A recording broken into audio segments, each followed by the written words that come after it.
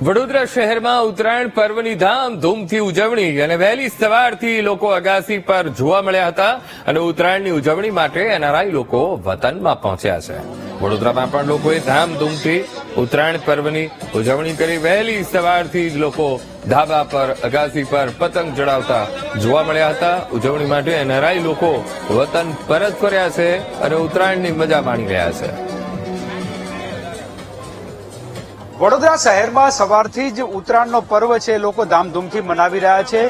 વડોદરા એટલે દેશ વિદેશ સાથે જોડાયેલું આ શહેર અને એના કારણે આપ જોઈ રહ્યા છો એનઆરઆઈ પણ અહીંયા પતંગ ચગાવવા માટે પહોંચ્યા છે. પોતા સગા સંબંધીના ત્યાં આજે આખો દિવસ આવી જ રીતે માહોલ વચ્ચે લોકો છે પતંગ ચગાવવાના છે. ખૂબ જ માહોલ આજે દેખાઈ રહ્યો છે. લોકો પતંગ ચગાવવાની મજા પણ લઈ રહ્યા છે.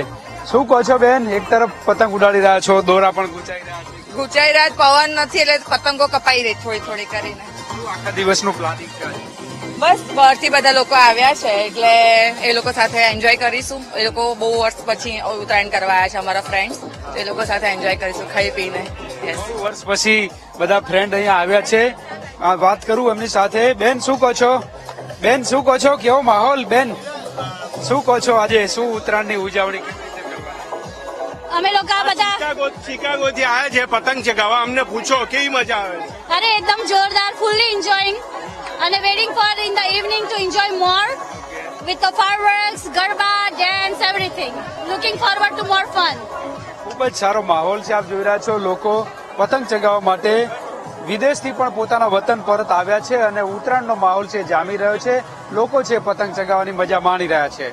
કેમેરામેન કિશોર ક્ષીરસાગર સાથે માનુ ચાવડા, વીટીવી ન્યૂઝ, વડોદરા.